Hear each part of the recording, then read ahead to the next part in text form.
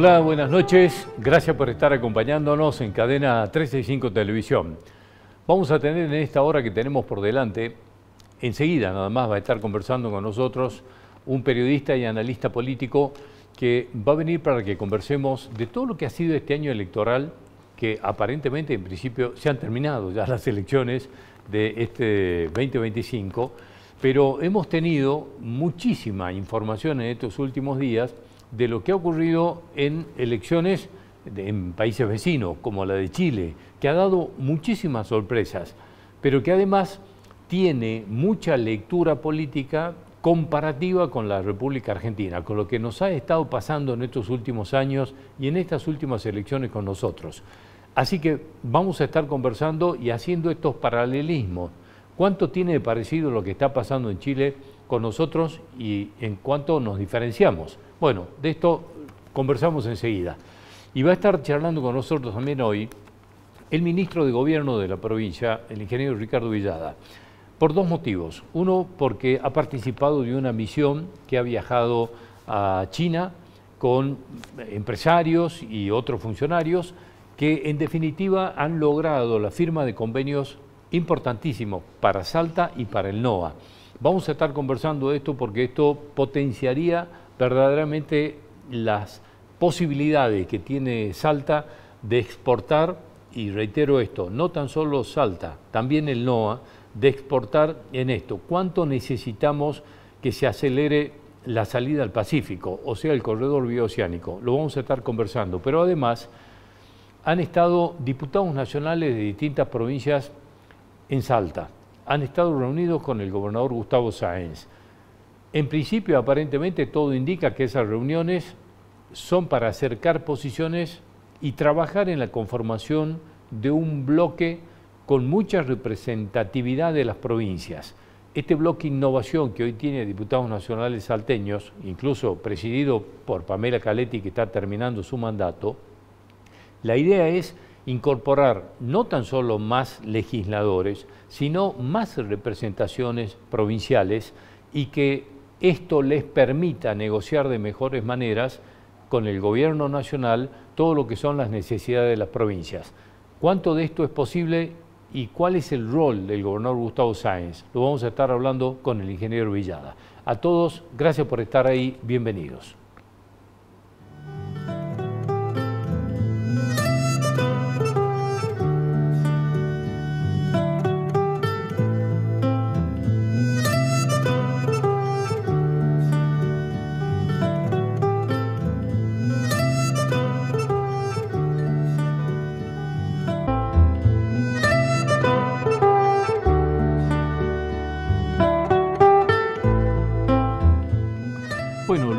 Invitado al doctor Gustavo Llovino, que es además de periodista, analista político, porque me parece que tenemos escenarios muy interesantes con lo que ha pasado en la elección de Chile, que suponemos todos que después del balotaje que tienen por delante será la última elección de este 2025, por lo menos en todo lo que es esta región de Sudamérica. Pero ha dejado muchas lecturas y fundamentalmente un gran debate que hay, por el que hemos atravesado y estamos atravesando nosotros, que es el tema de las encuestas, de las mediciones, que son las primeras discusiones que hay.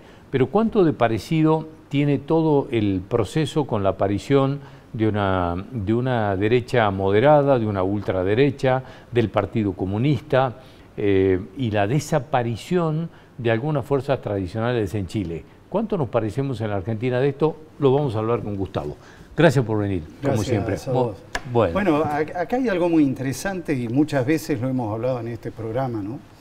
¿Qué lugar le damos a las encuestas en la comunicación política y especialmente aquella significación que le damos a poder predecir qué va a pasar? También muchas veces hablamos, ¿no?, que con las encuestas es una parte del trabajo que hay que hacer, pero otra parte del trabajo es analizar qué pasa en lo profundo, cómo nos podemos meter en el fondo del mar y ver qué es lo que se juega también en lo que sería la microsociología. No solamente en los grandes números, que es lo que trabajan las encuestas, sino también en lo que pasa en lo micro. Y en lo micro, en una sociedad, que está muy segmentada, muy fragmentada, donde además esos fragmentos algunas veces no tienen nada que ver con otros fragmentos, pero votan y su voto vale igual. Y se presenta en Chile algo muy interesante que se ha criticado acá, pero acá creo que tenemos una comunidad de encuestadores que son más solidarios entre ellos. Si nos remitimos a las últimas elecciones nacionales, casi todos hicieron agua. Y algunos lo hicieron mal, bastante mal. Bueno, algunos eran operaciones directamente. Pero no pasó nada, es decir, nadie acusó. Sí hubo acusación en Bolivia. Claro, la diferencia de Bolivia y Chile es que fueron elecciones presidenciales. En Bolivia se hablaba que uno de los candidatos, el primero que quedó afuera y no pudo participar en el balotaje, estaba avalado por un empresario boliviano, residente en Estados Unidos, llamado Marcelo Claure, que pagaba ciertas encuestas que marcaban que justamente Doria Medina, al cual él apadrinaría, y Tuto Quiroga iban a llegar al balotaje. Resultó que Doria Medina fue la primera víctima que no pasó la primera vuelta. Y si bien en muchas encuestas, como las que contrataba Marcelo Claure, salía primero, terminó tercero. Pero, claro, el actual presidente de Bolivia, que venía quinto, después tercero, ganó el balotaje y no hizo ningún tipo de comentario respecto a las encuestas. Pasó. Pero ¿qué ocurre en Chile? En Chile ocurrió que a quien todas las encuestas lo mostraban en el pelotón de los que iban a sacar menos de 5 o 6 puntos y no los que estaban arriba de 15, sacó 19 puntos, casi 20, y quedó tercero, cuando con suerte lo daban quinto. Y ahí se armó el revuelo, porque Parisi esa misma noche, este candidato, que no es la primera vez que participa y que las 2 veces anteriores sacó más de 10 puntos. Que es un outsider, ¿no? Es un outsider, es una persona que además no se define ideológicamente, que su discurso de campaña era ni facho por la derecha, ni comunacho por la izquierda, por el Partido Comunista que lideraba el Frente de Izquierda. Quiere decir que no tomaba posición ideológica, pero que, como te digo, es el primer emergente en Latinoamérica, claro, o en Sudamérica, claro, que aparece como outsider y como una figura que hizo su primera campaña presidencial sin pisar territorio chileno. Y sin embargo hizo buena elección. En esta, que recorrió territorio chileno, ganó en varias jurisdicciones, que son las regiones de Chile. Acá en el norte ganó desde Arica, Iquique, Antofagasta, en primer lugar, ¿no? Sin embargo, quedó fuera del balotaje y acusó a los encuestadores, especialmente a uno, Alberto Mayol, que es un reconocido sociólogo chileno, una figura pública muy conocida, que fue precandidato presidencial en una oportunidad por el Frente Amplio, por la izquierda, pero no ganó, perdió el pase a la elección, pero que conformó un grupo llamado La Cosa Nostra, que hace encuestas, y que lo ponía a Parisi... Bueno, llamativo nombre, ¿no? Sí, llamativo nombre, sí. Con el 5%. Bueno, Parisi desde el domingo pasado y todos los días, entrevistas que le dan muchas porque es la gran sorpresa, todos lo metían allí en el fondo y salió tercero, comienza a criticar y da el nombre de Alberto Mayol. ¿Y qué tuvo que hacer Alberto Mayol? Salir, dar la cara, tratar de su prestigio, sostenerlo, él mismo lo dice. Y es más, le da la razón a Parisi de que hubieron errores y que tiene que haber una revisión de las metodologías que no solamente se tienen que dar en las encuestas, sino él como sociólogo en todas las disciplinas sociales. ¿Por qué? Porque la sociedad contemporánea es completamente distinta a lo que hemos vivido hasta hace 10, 12 años. Ahora, lo extraño de esto, que un consultor experimentado, como se supone que es, lo detecte ahora y no antes, digamos, que hay que cambiar la metodología. Es decir, porque si sabías que había que cambiarlo porque no la cambiaste... Él ya algo había cambiado, ¿no? Y se peleaba con otros encuestadores por eso. pero se nota que no cambió lo suficiente. Sí. Yo creo que lo que está faltando es eso de intercalar los datos de los grandes números con qué es lo que pasa en las áreas subterráneas, en esos microclimas, microorganismos sociales que son los que están definiendo la elección. Pasó en la última elección en la Argentina, ahora, donde todos veíamos el grave problema que tenía el gobierno a nivel nacional para hacer una buena elección, y hizo una mejor elección de la que se esperaba en todas las hipótesis. Hasta de lo que los mismos libertarios esperaban. Sí. Ahora, lo extraño de todo esto es que, no es extraño, hay muchas encuestadoras en la Argentina, muchas consultoras, que no publican ya encuestas políticas, digamos, de mediciones electorales, no las hacen públicas, se le entregan a quien se la puede contratar, pero por política no publican las encuestas, se la dan a quien, bueno, con ellos después debatirán si acertaron o no, pero no las hacen públicas porque ya entendían esto que ahora lo acepta públicamente Mayol, que dicen, han cambiado todo y es todo tan volátil que es muy fácil y factible. Correcto. Errar. Bueno, lo que agrega Parisi, este candidato chileno, es que la distribución de encuestas tan fallidas puede condicionar el resultado. Eso también hay que verlo, eso es manejando los grandes números, pero veamos qué pasa si nos sumergimos en la sociedad. ¿Por qué? ¿Qué hipótesis dice él? Claro, la candidata que más votos sacó 26% y algo, o 27 pongamos. El otro sacó 23, 24, y yo saqué casi 20. Yo tendría que estar en la primera vuelta. Lo que pasa es que me perjudicaron diciendo que yo no entraba. Entonces hay mucha gente que no me votó. Es también manejar los grandes números y creer que los electores pasan de una manera muy influenciada, cuando justamente lo que creo que esto pone en juego, que lo que se publica, y lo hemos hablado, la opinión publicada puede ir por un camino y la opinión pública puede ir por otro camino. Y ahora, cada vez la publicada influencia tal vez menos, pero claro, es una hipótesis a establecer y hay que investigarla. Y tener cuidado que en esa investigación también le podemos errar. Bueno, acá viene la primera comparación que te quiero hacer con fenómenos que han pasado en la Argentina. Estos números que nos acabas de dar, 26, 27 para la candidata del Partido Comunista, que salió primera, para el candidato para Katz, que salió segundo, 24 y pico y 20. Es decir, está hablando de tercios. Eso es una división, por lo menos entre ellos tres, de tercios. Así inició este proceso. Hasta de cuartos, podés decir. Sí. Pasa que un cuarto se distribuye entre los que votaron por 5 otros candidatos. Sí, bueno, pero te quiero decir que, en definitiva, ese pelotón desde 3, que se lo puede perfectamente poner en términos de comparación de adhesiones, ¿no? Entre ellos. En tercios, digamos, en tercios técnicos.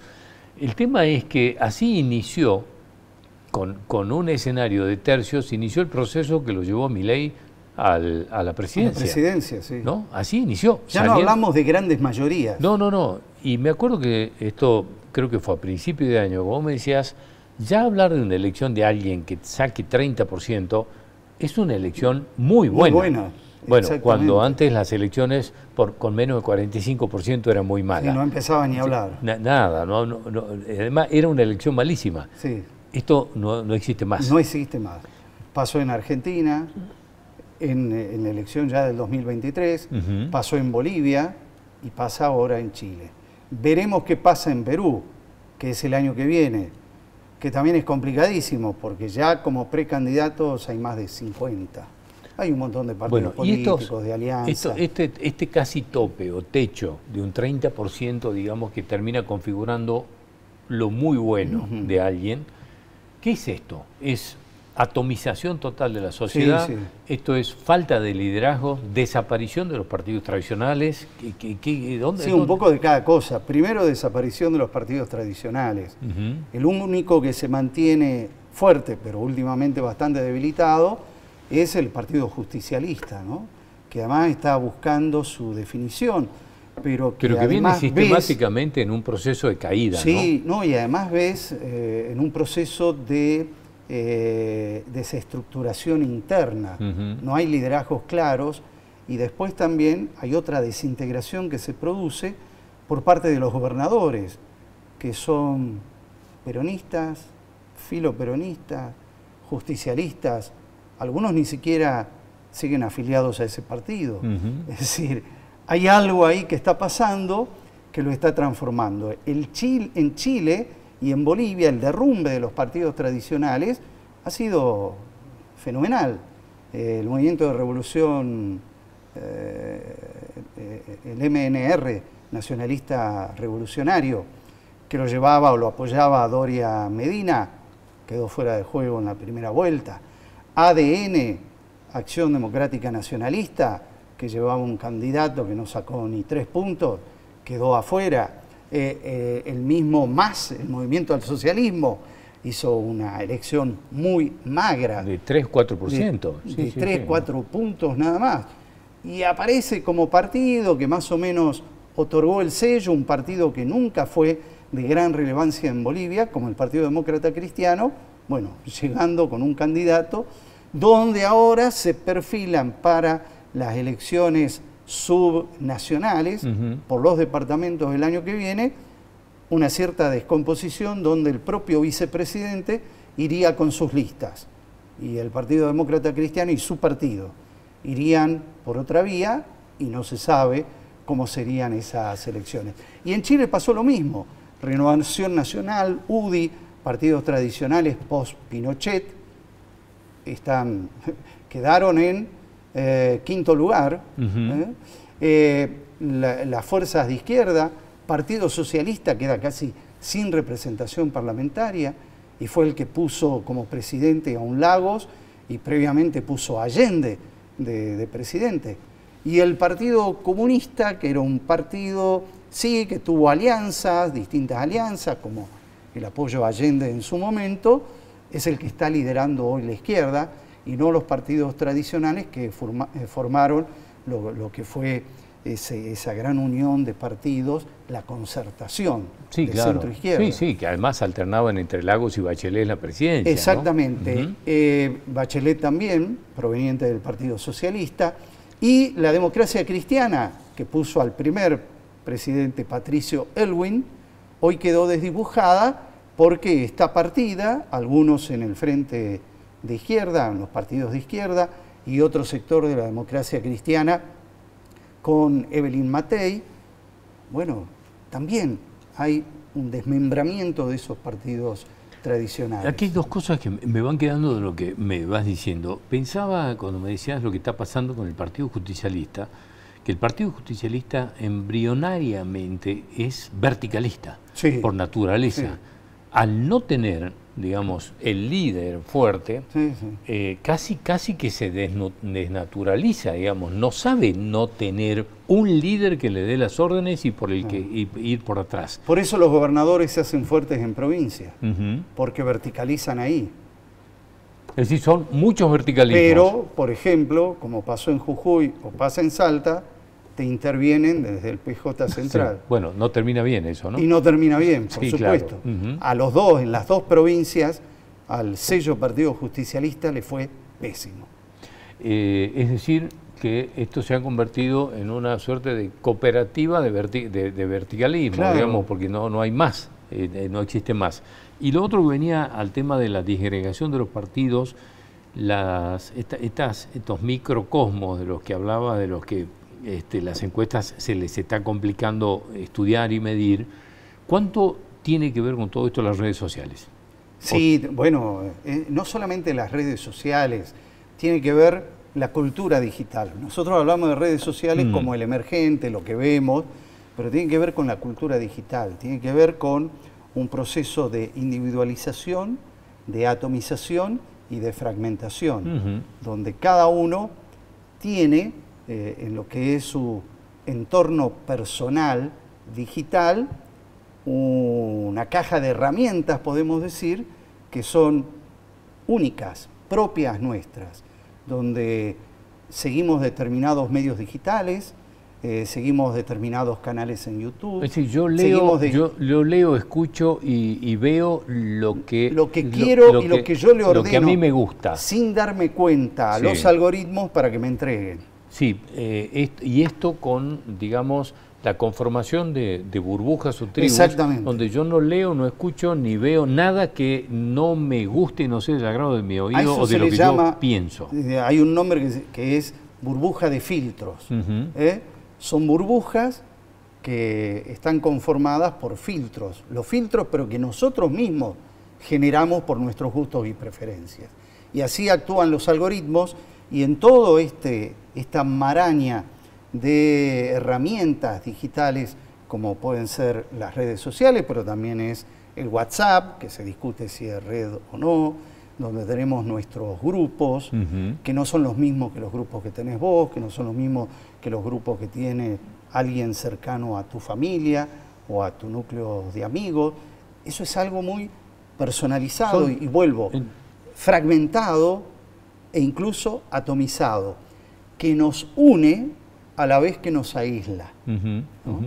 Claro, porque nos une con núcleos cada vez más chicos. Exactamente, y nos separa de otros. Y nos separa de otros. Y entonces, para nosotros los otros no existen, porque no sabemos que existen. Ahora, ese proceso, digamos, de aislamiento, ¿cuánto termina originando o es, en definitiva, el potencial del fanatismo en el que estamos? Digamos, bueno, porque ahí es donde se pueden producir, eso también tiene que ver con la personalidad de cada uno, se constituye en ciertas radicalizaciones, ¿no? Eso es interesante saberlo, estudiarlo. No nos podemos meter en la mente del otro, pero tenemos que aprender a saber cómo funciona esa mente y cómo si esa mente puede estar expuesta justamente a establecer filtros tan rígidos que no nos permiten decir en algún momento, pero debe haber otra cosa, voy a ir a descubrirla, sino encerrarme en lo que serían mis sesgos cognitivos. Escuchaba estos días que desde el kirchnerismo hablaban de que en definitiva perdieron la batalla de las redes sociales y en los teléfonos contra la libertad, porque de la libertad avanza o los libertarios habían logrado cambiar la cabeza y fanatizar algunos segmentos. Y yo decía, pero esto ya nos pasó con el kirchnerismo, que logró fanatizar, no sé si eran las redes o qué, pero logró fanatizar. El primer quiebre, porque ponían un ejemplo de lo que pasó en la primera elección de Milei más esta, de que por primera vez los hijos desconocían los mandatos de los padres, votaban por Milei aunque los padres le dijeran lo que le dijeran. Es más, muchos de los chicos indujeron el voto de los padres a Milei, pero esto ya pasaba cuando se quebraban la familia por el fanatismo kirchnerista. Es decir, no es un proceso de los libertarios. No, y de ahí, en las otras épocas, trabajaban otras estructuras sociales, ¿no? Que era la misma familia, la escuela, el Estado, los medios tradicionales de comunicación, los libros, las editoriales, lo que se denominaba en algún momento los medios concentrados. El tema es que los medios concentrados han perdido mucha concentración, es una lavandina muy lavada ya.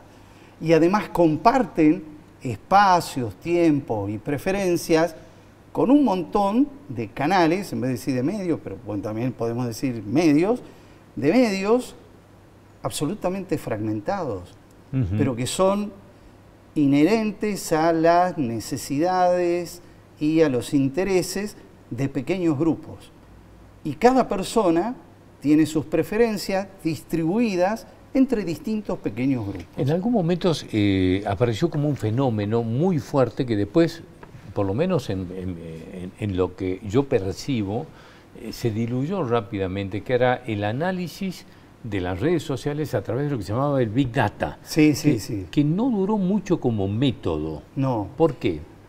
¿Por qué justamente? Porque en las redes sociales se produce otro fenómeno que es un fenómeno artificial, los famosos bots, y también los bots son los naturales, pero también, es decir, perdón, los tecnológicos, los que son cuentas armadas para interrumpir en la conversación, es decir, están metidos en eso, redistribuir algunos tipos de mensajes, pero también están los que serían no bots, pero serían los influencers humanos o los humanos que tramitan con cierta intencionalidad, ¿no?, la conversación. Es decir, son ejércitos de trolls, en este caso, de personas que reciben una orden en un determinado momento. Bueno, hay que hacer viralizar este mensaje de tal cuenta.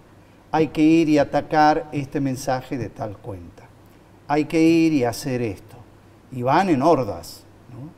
Y también se constituyen muchas de esas cuentas en haters, es decir, en agresores a lo que pueden ser las posturas, los comentarios de determinadas cuentas. Sí, claro, que son, digamos, es una suerte de actualización, renovación o superación, no sé qué, de aquel primer ensayo de 678, ¿no es cierto? Que era esa idea del kirchnerismo, de, digamos, eran como, no sé, juzgados populares, donde se determinaba quién era bueno y quién era el mal. Es decir, ahí se determinaba dónde estaba el bien, dónde estaba el mal, quién eran los buenos, quién eran los malos. Y bueno, y que en épocas anteriores también estaban en los libelos, en las publicaciones anónimas, en el rumor, en el chisme. Lo que pasa que ahora se amplifica de una manera distinta, pero no en una amplificación masiva, sino en un trabajo por sector, por segmento, no de una manera masiva. Porque en definitiva la generación de nichos tan duros, digamos, en núcleos duros, porque son montones de núcleos duros, en definitiva, esto es lo que quizás dificulta los estudios de las encuestas. Exactamente. Porque primero fue la fragmentación y después fue dentro de lo que era la fragmentación eterna, tradicional de una encuesta, que eran 4 capas que se estudiaban. Sí, no, ahora eso es después multicapa.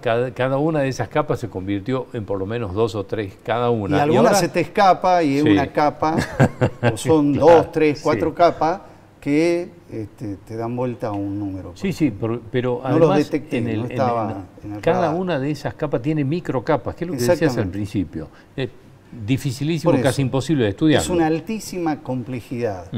Por eso hay que hacer otro tipo de estudios, no solamente con grandes datos, porque los grandes datos, vos haces una muestra que supuestamente representa a cómo va a votar 30 millones de personas.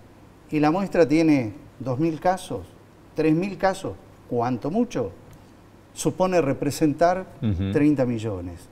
Se te escapan un montón de variables en esas capas múltiples. Estaba pensando, lamentablemente no tengo mucho más tiempo, estaba pensando cómo se terminó convirtiendo en un boomerang para el kirchnerismo el haber bajado o habilitado a los chicos de 16 años a votar. Claro. ¿No? Porque se le terminó convirtiendo, digamos, en un arma letal que se vuelve en contra. Sí, claro. Bueno, acá hay mucho efecto boomerang, ¿no?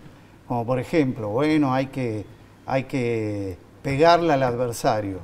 Bueno, no siempre cuando le pegás se cae. Algunas veces se levanta. Le pasó como resultado en lo que fue el último debate entre Massa y Milei. La opinión publicada era cómo le pegaron a Milei esa noche. Cierto sector de la opinión pública coincidió en que fue un maltrato. Le hicieron bullying. La victimización. Es decir, lo que pareció fue la víctima. Un triunfo de Massa que estaba como muy soberbio porque era fue el hombre. Una protección a la víctima de parte de un sector de la población. Sí, pero además inmediatamente se supo, porque digamos el análisis tradicional de lo que había pasado en un debate lo daba ganador a Massa. Correcto. Y las redes sociales empezaban a marcar que por lejos había ganado Milei. Claro. Bueno. Pero ahí en las redes sociales, en esos casos, hubo mucho más un movimiento natural de ciertas cuentas y no algo manipulado por un sistema de bots o de trolls o de haters preparados y direccionados para instalar determinada cosa. Es algo que se produce tan rápidamente en lo natural que es imposible después poder quebrar. Estamos en velocidades distintas. Incluso, exactamente, ¿no? En dimensiones distintas. Dimensiones distintas. Bueno, gracias por venir, como siempre. ¿Te acordás de la dimensión desconocida? Bueno, tenemos que meternos, pero con ciencia, con ciencia, con métodos a los cuales hay que corregirlos. La ciencia admite eso. De esa dimensión desconocida ya conocemos un montón. Sí. ¿No? Gracias por venir. No, gracias hasta cualquier momento. Volvemos enseguida.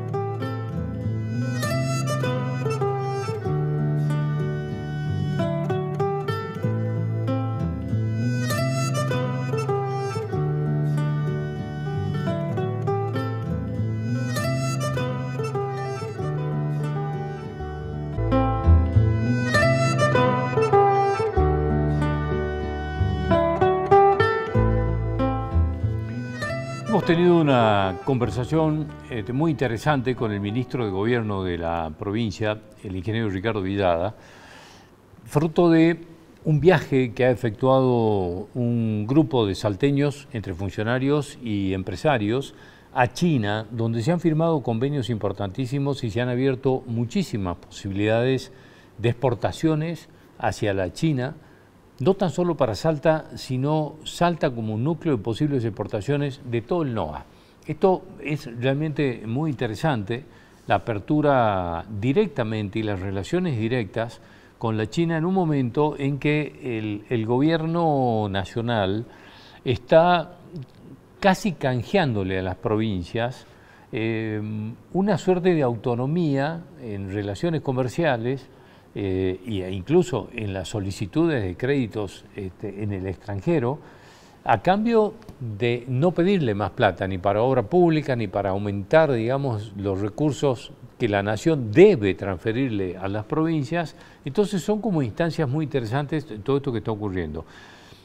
Junto con esto, estamos viendo cómo los movimientos políticos en el Congreso de la Nación empiezan a mostrar como una suerte de crecimiento o de una suerte de músculo político que empiezan a tener las representaciones provinciales, por lo pronto individualmente, pero cada vez están más cerca. Les decía en la presentación, al principio del programa, que estuvieron diputados nacionales de distintas provincias acá en Salta, conversando con el gobernador Sáenz. La idea deslizada por el mandatario salteño es que cada vez más diputados nacionales de distintas provincias se incorporen a este bloque innovación que ha tenido los 3 diputados nacionales salteños que responden al saencismo, más algunos más de Neuquén y algunos de Misiones. Algunos de ellos terminan el mandato, como Pamela Galetti, que preside en este momento ese bloque, y la idea es ver cómo le dan fortaleza, un poco más de vigor, con la incorporación de otras representaciones provinciales. El tema es ver si se va conformando un núcleo de fortaleza política dentro del Congreso que le permita negociar con el gobierno nacional en mejores condiciones. De estas dos cosas, que van a ver como en algún punto están relacionadas, hablamos con el ministro Villada y nos decía lo siguiente, en una entrevista que hicimos en Profesional, en la radio. Como prefiero dejarle algunos minutos más para esta entrevista que tiene conceptos realmente importantes, voy a aprovechar para despedirme ya ahora del programa y aprovechar todo lo que fue esta conversación. Así que a todos gracias por acompañarnos. Nos reencontramos aquí el domingo a las 8 de la noche. Poder charlar de estos temas. Bueno, participaste de esta delegación que viajó a China, en la que se han firmado convenios que me parecen importantísimos. Se hablaba de la posibilidad de mejorar las exportaciones, no tan solo de Salta, sino del NOA. ¿Cómo es esto? La verdad que China es un objetivo del comercio exterior de todos los países del mundo. Pero bueno, no es fácil poder venderle al mercado chino. Y en el marco de la feria más importante que se hace en China de importaciones y exportaciones, hemos participado de ello, ha participado ProSalta, han participado empresas salteñas. También hemos tenido la oportunidad de hablar con el embajador argentino en China, Marcelo Suárez, hemos tenido la oportunidad de compartir también. El cónsul en Shanghái es salteño, Luciano Tanto. Así que estamos haciendo una serie de acciones para fortalecer la presencia de nuestros productos y poder ingresar más productos. Los vinos de Salta ya están presentes en el mercado chino. Hemos tenido la oportunidad de reunirnos con empresas mineras que están invirtiendo en Salta y hemos acordado que ellos, para sus clientes, esos regalos empresariales que siempre se hagan a través de productos de Salta. Y la verdad que esto es un avance muy importante, pero también se han firmado convenios. La zona franca de nuestra provincia ha firmado un convenio con el hub en Shanghái, el hub argentino en Shanghái, y eso significa la posibilidad no solamente de enviar productos desde zona franca directamente por el Pacífico, sino también la posibilidad de traer productos de allá desde China. Vamos a seguir trabajando en este sentido. Estamos programando para el año que viene hacer una semana de Salta en China que nos permita acordar hermanamientos con otras ciudades, con otros estados, como es el caso de Guangzhou, que la gente lo conoce como el área de Cantón, donde se hace también una feria importante, y poder establecer vínculos, poder trabajar más fuertemente el turismo. Los chinos hacen mucho turismo, si bien hacen mucho turismo interno, también tienen una presencia importante en el mundo, y ahora, bueno, pese a la distancia, comienzan a ver Latinoamérica en general, con la posibilidad también de que existan vuelos más directos, como es el caso del que va a ir por Nueva Zelanda, por Auckland. Así que bueno, ha sido una nutrida gente. Han sido poquitos días, pero bueno, mucha actividad. Cuando mencionabas el Pacífico, a mí se me representa inmediatamente el corredor bioceánico, en el que estratégicamente se empezó a trabajar desde Salta, sin esperar tanto, digamos, las decisiones nacionales, porque es que si nos quedamos esperando las obras de Nación, iba a ser muy complejo. De todas maneras, hemos conseguido financiamiento internacional, que también tiene una participación Nación, tiene que dar su acuerdo para que ese financiamiento se lleve adelante.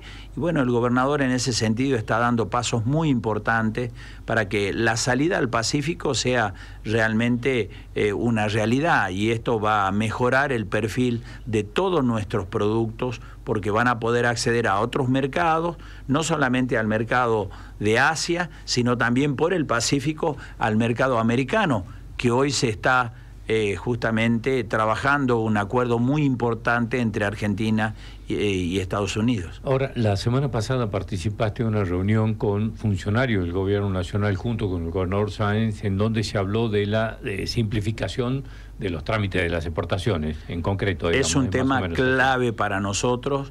Las empresas saben lo complejo que es hacer los despachos de exportación, porque hay una serie de procedimientos, bueno, ya viejos. Hoy por hoy todo se hace en forma remota y digital. Hablaba con la gente de la cooperativa de tabacaleros que ha participado. Ellos hacen un trámite con lo que sería un organismo equivalente al SENASA, sí, pero de China, y hacen toda la certificación directamente en forma remota. Y nos decían, el gerente de la cooperativa nos decía, la única complicación es el horario, pero de ahí toda la certificación, todo el proceso se hace en forma remota y a través de formularios digitales y demás, y esto es lo que va a comenzar a pasar ahora en nuestra provincia. La verdad que el gobernador ha conseguido que seamos la tercera provincia en el país que haga esto, y la verdad que nos llena de satisfacción, porque va a permitir justamente hacer trámites sin presencia física de funcionarios aduaneros. Y esto no solamente es importante para las empresas que ya exportan, como es el caso de La Moraleja, Steam Power y ellos, sino también por lo que va a ocurrir en materia minera, que en breve tiempo también van a comenzar los despachos fuertes de exportación del litio, y allí también, cuanto más ágil sea el proceso, más beneficios va a ser para toda la actividad y para nuestra provincia. Bueno, junto con esto, el fin de semana hemos visto que hubo visitas en Salta de diputados nacionales de distintas provincias y yo les voy a leer un título que me llamó mucho la atención, que es está publicado en el diario La Nación, con una foto del gobernador Sáenz, una nota que firma Gabriela Origlia. Nueva alianza entre gobernadores, dice el título, ¿no? El salteño Sáenz tiende puentes para acercar a sus pares a Innovación Federal en el Congreso. Y habló con Jalil, Jaldo, Figueroa, etcétera. ¿Qué es esto? Bueno, lo que nos planteamos, nosotros siempre hemos estado convencidos de que el Congreso de la Nación necesita una fuerte presencia del federalismo, de las voces que defiendan a las provincias. Hoy el Congreso de la Nación tiene un nutrido grupo de legisladores que defienden el perfil del gobierno nacional, que defienden esas ideas y demás. Hay también un bloque importante de legisladores que defienden el sector del kirchnerismo que conduce Cristina Fernández de Kirchner. Pero la verdad que ambos sectores en muchas oportunidades se olvidan de las provincias. Son muy centralistas, digamos. La discusión siempre pasa por provincia de Buenos Aires, la discusión pasa por ciudad de Buenos Aires. Y la verdad nosotros creemos que para que le vaya bien al país es necesario que se preste más atención a las cosas que necesitan las provincias. Mayor infraestructura para poder poner en valor tantos recursos que tienen las provincias del norte, de ese norte grande, que hoy ofrecen realmente alternativas para las cosas que necesita el mundo, ¿no? Minerales críticos, energía renovable, alimentos. Todas estas cosas son las que creemos que deben introducirse en la agenda de discusión de el Congreso de la Nación. Ahora se discute, por ejemplo, el presupuesto, pero mañana se van a discutir otras cosas. Y por eso siempre hemos estado convencidos, y el gobernador ha trabajado fuertemente para eso, para que haya cada vez mayor presencia de esa visión federal, de esa visión de las provincias. Por eso también hemos decidido hacer lo que hicimos en las últimas elecciones nacionales y que nos permite hoy tener un senador que exprese este lineamiento. Y esto, bueno, cada vez tiene la mirada de otros legisladores, de otros gobernadores que comienzan a advertir que es un camino para el desarrollo del país, que es un camino para salir de esta cuestión que parecería que lo único que importa es el ajuste y equilibrar las cuentas, y claro que es importante, es una condición necesaria, pero no es suficiente para sacar a los argentinos de la situación que están. Entonces, bueno, muchos legisladores, yo he estado con el gobernador la semana pasada, hemos tenido la oportunidad de hablar con muchos senadores, entonces ya se comienza a hablar de un posible bloque de senadores de las provincias, estamos hablando con senadores de diferentes provincias, de acá del norte, pero también del sur. Estamos hablando de un momento clave que es el tratamiento del presupuesto, ¿no? Es fundamental. Nada más y nada menos. Y se trata de fortalecer el bloque que ya existía, que justamente iniciativas de Gustavo Sáenz se creó que era Innovación Federal y que integraban legisladores de otras provincias, como es el caso de Río Negro, como es el caso de Misiones. Así que bueno, nosotros seguimos trabajando en ese camino.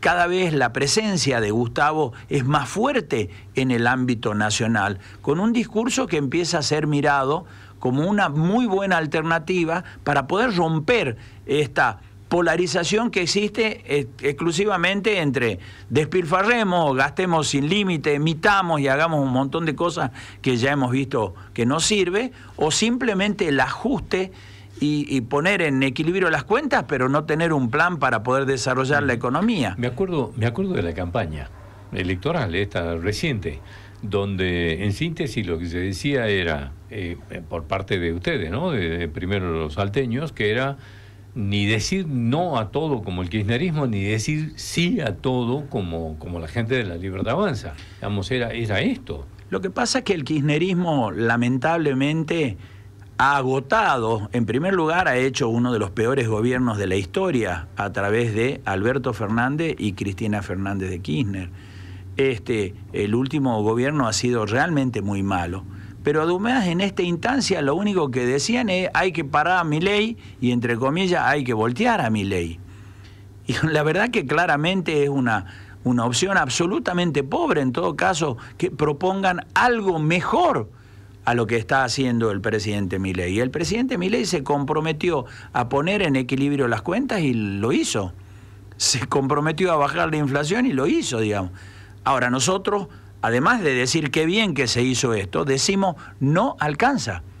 Indio, vos recorrés el centro de acá de Salta, recorres el interior. La verdad que los negocios, el comercio, la está pasando pésimo. Muy mal. No hay un peso partido por la mitad. Entonces, eso redunda, la verdad, en una situación socioeconómica muy compleja. Y para eso hay que tener respuestas, para eso hay que tener propuestas. ¿Qué es lo que nosotros decimos? En vez de mirar siempre al centro del país con los productos que eso significa, en buena hora el agro, en buena hora la soja, el trigo y demás, todas las campañas que se hacen, que eso significa entrada de dólares. Pero también hay muchas otras cosas que necesita el mundo y que nuestro país la tiene. Y están acá en el norte. Sí, sí. Pero para eso hay que invertir. Nosotros tenemos un plan de desarrollo. Es el plan que expresa, Gustavo, mirá, te cuento. Una de las actividades que hicimos en Buenos Aires es participar de la conferencia industrial, que es una actividad que hacen la Unión Industrial Argentina, donde participan cientos de empresarios de la industria, empresarios chicos, medianos y grandes. Un auditorio realmente lleno. Y uno de los expositores fue el gobernador Sáenz, junto a Rogelio Frigerio, gobernador de Entre Ríos, integraron un panel. Y la verdad que fue aplaudido, porque Gustavo habla de eso. Habla de la necesidad de desarrollo, habla de que es importante abrir la economía, pero es peligroso hacer lo que estamos haciendo con el aluvión de importaciones de todos los lugares del mundo y particularmente de China, y que ponen en peligro en muchos casos a la industria, al desarrollo y al empleo en nuestro país. Porque no hay posibilidad de competir con las condiciones que tenemos nosotros. No hay que cerrarse. Nosotros no estamos de acuerdo en un proteccionismo extremo, pero tenemos que hacer un planteo inteligente para proteger y fortalecer. El que logra competir, bueno, en buena hora. Y los otros, bueno, tienen que entender que no puede haber una economía cerrada, pero no una apertura indiscriminada. Y es el único gobernador que tiene la fortaleza y el volumen para estar diciendo estas cosas. Y yo creo que esto es lo que está ocurriendo, por eso los medios nacionales cada vez toman más nota de este tema y le dan más importancia a esta discusión. Así que el fin de semana el gobernador ha tenido la oportunidad de charlar sobre estos aspectos con varios legisladores que han visitado nuestra provincia. Bueno, hubo elecciones y ya está definido el nuevo intendente de Morillo, que además iba en el partido al que vos pertenecés, ¿no? Sí, efectivamente. Primer Salta. Ariel llegó justamente por nuestro partido, pero es bueno, además de señalar, es un proceso muy importante que deja atrás una etapa muy complicada. Acordate que nosotros tuvimos que intervenir el municipio por una situación que se había planteado con el anterior intendente y que generó mucha incertidumbre, la verdad.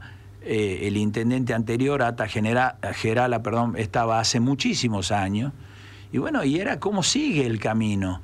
Y bueno, la gente de Rivadavia claramente marcó un rumbo, particularmente de Banda Norte. Eligieron a un joven profesional de allá de la zona, y genera mucha expectativa, porque es verdaderamente un proceso de renovación. Y otra cosa es para aquellos que se subieron a la moto y que ya... Fíjate que esta fue la primera elección provincial después de la nacional. Sí. Sacamos entre los dos sectores que expresábamos al sector que representa y que lidera Gustavo Sáenz, el 72% de los votos. La oposición en conjunto, incluidos los sectores que apoyaron a Urtubey, los sectores que apoyaron a la izquierda y también a la derecha, como el caso de La Libertad, no llegaron a sacar 27 puntos, digamos. Entre todos. Entre todos, sumados todos. Sí, digamos. sí. Y eso, el sáencismo sumó 70 y pico. 72% aproximadamente. 70 y pico, bueno, claro. Y esto es porque la gente vota en cada elección de acuerdo a la oferta que tiene. no al sello. Vota realmente lo que significa cada una de las elecciones. La elección anterior significaba el apoyo al presidente y los salteños se lo dieron. Pero también los salteños dijeron: queremos gente que defienda los intereses de la provincia, y por eso nos dieron esa gran posibilidad de tener diputados y senadores de nuestro espacio. Bueno, Ricardo, como siempre, gracias por venir, ¿eh? Ha sido un gusto. Hasta cualquier momento. Hasta luego.